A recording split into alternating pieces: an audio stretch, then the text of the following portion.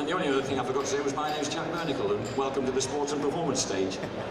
I'd also like to bring up here someone who, well, he knows a lot about this, because he was the man who started off with that strange-looking thing at the end, was happily known as Wandering Elsie, I believe, because of the fact that it handled like a bag of spanners. But it was the first bike that this man built when he was getting extra power out of a Norton rotary engine. Because of course Norton had been producing a production bike with the rotary valve engine that, you know, was about 80 brake horsepower. There were police bikes mainly that they were making, and it was this guy who saw the potential in the rotary valve engine and thought, why don't we make a racing engine out of this?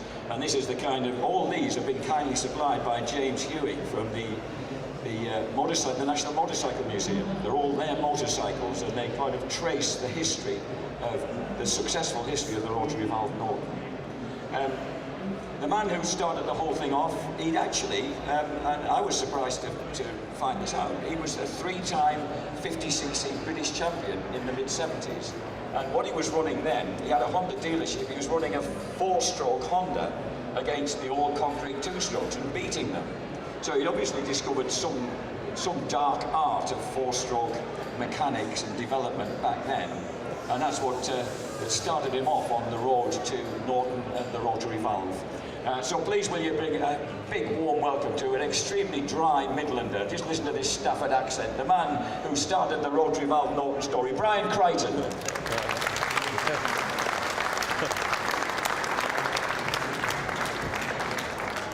Welcome, Brian.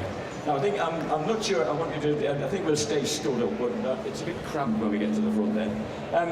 So, Brian, you in 1986, when things weren't looking so good, you kind of closed down your Honda dealership and headed and actually got some work at Norton. But prior to that, tell us how on earth you got a 4-stroke Honda to defeat the wizard little 2-strokes in 50cc racing? Or was it just your sublime skill as a rider? Not really, no. I was a lot thinner then, by the way. I should think you put a lot of weight on. I wouldn't be riding 50s now. Well, it all started off with I wanted to race, but I could never afford a proper racing bike, really. It was just too expensive. So the only thing I could do was modify a road bike. So I had a Honda C110, which was a bike that Honda made, just a road bike. And I did it was a pushrod engine. I did a lot of work on it, and I was getting pretty good results with it. And then I bought an SS50, which was an overhead cam version of it, a bit later on. And I did a lot of work on that and got it going a lot better. And I was doing pretty well with it. I couldn't win with it, but I'd learned a lot about engines. And then I managed to get off Nigel Stone a CR110, which was a 8-speed 50cc bike with 4 valves. So it was a little dual thing. But by then it was really not competitive. So I needed to get some more power out of it. But in the meantime, with the other bikes that I'd built, I wanted to try and understand a book. I read every book I could on it, but it still wouldn't tell me everything I wanted to know. So I tackled doing things myself, and I did this silly thing where I had connected the hose pipe up to the tap, and I had it connected to the inlet track, and I'd got the tap flat out, getting absolutely soaked with a pair of goggles on, watching how the water flow went through the ports and playing around, putting filler in there and seeing what it did. And I found that if you could make the water look clear, there wasn't turbulence in it. So that was the idea, to keep the water as clear as possible flowing through the port. So, and I also did a lot of work making my own camshafts, but I hadn't got no proper machinery to do it. I did them by hand, really, with just a hand grinder and just a diamond file, and just did them by hand. And the thing was doing 17,000 RPM, and I won quite a lot of races with it, and obviously won the championship with it. Now, so you obviously getting a handle on tuning engines by that point, but how did you have your first connection with a rotary valve Norton? How did that come about? Well, what happened there was a friend of mine turned up at our house, and he'd got a prototype of a rotary bike that they was developing, and he said, "Do you want to have a go on it?" I mean, it was a prototype thing, and so I had a go at it, and I went up the road on it, and I thought, wow, this is fantastic.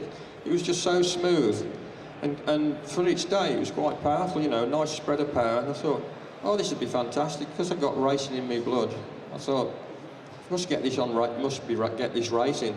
But anyway, I've just finished with my motorcycle shop there, and I said, well, can you get me a job there? Can I get me a job at the place? So eventually they gave me a job in the service department. And at that time, Norton had had an injection of money from the government, but they weren't allowed to sell bikes to the general public. They could only sell them to the police forces and the Air Force. So I had the job of looking after the police bikes. And so obviously, things I shouldn't have done really, but I used to go shooting off up the road on the police bike, chasing everybody and flat out everywhere. And having a bit of fun, you know, because we'd got all the police gear on. And so that was good, and I thought, oh, this would make a fantastic race bike. Yeah. But you weren't getting too much support. That suggestion didn't go down too well. You did get yourself some work in the service department to start with at Norton, so you got a foot in the door. Yeah, that's right. But I thought this would make a super race bike, but I couldn't get the management interested. They said it just wouldn't be competitive, and I said, well, I'm sure I can get more power out of it. I says, can you let me have, you know, there was a police bike that was lying in the corner that had been there, a crashed bike, for some time, and I said, well, look, it won't cost you anything. Can I just have this bike and have the engine out of it, and I'll do my own things to it. I mean, I'll do it at night, it won't cost you anything, I'll pay for anything I need to do. And that's what I did, really. So, because I said I'm sure I can get 120 horsepower out of this, but they all laughed at me. Anyway, so one of the nights when everybody had gone, there was only a couple of people left, I put it on the dyno, at the Norton dyno. And the very, very first run, I find it incredible to say this, but it actually did do 120 horsepower the first time I ever run it. Which, you know, was really surprised me that it actually worked straight away. So I went to the management I said, well, can we do a race bike now?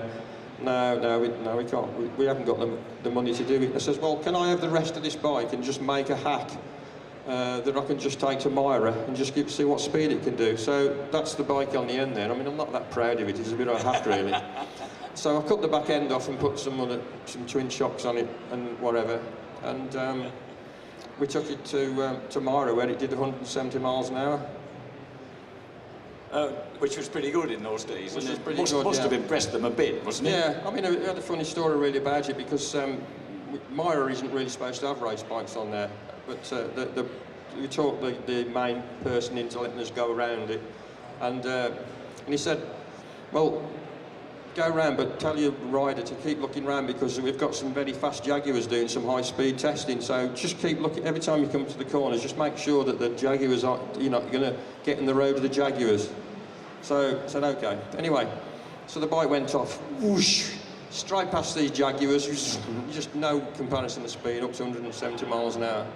And there was a policeman there with a radar gun, and he was looking, blimey, 170 miles an hour. I've never seen that speed before on my radar gun, you know. And this, the guy that was running Myra said, blood and sands, and he got on his radio and said, can you get those slow Jaguars off the track? We've got a very fast motorcycle on the track.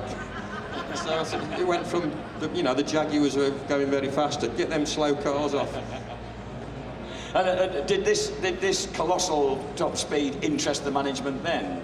No, it didn't, did it? Because they just gave you the caretaker's house or something to work in. I still wasn't really interested. I couldn't convince them to do it, and I just got really fed up with it. And I thought, oh, I've had enough of this. So I basically left Norton. I resigned, actually. I said, oh, no, I don't want to be along with this outfit if they're not interested in this, because it could do really well. So I left them, really, but I didn't realise that because I'd gone, they'd suddenly lost the person that was doing all their electronic stuff and some of their development work. So they actually asked me back. And I said, well, okay, I will come back, but on the proviso that you'll let me build a proper racing bike. So that was the deal, really. So when I went back, they said I could build a racing bike, and that's what that red, silver, blue was. Well, that's a variant of it.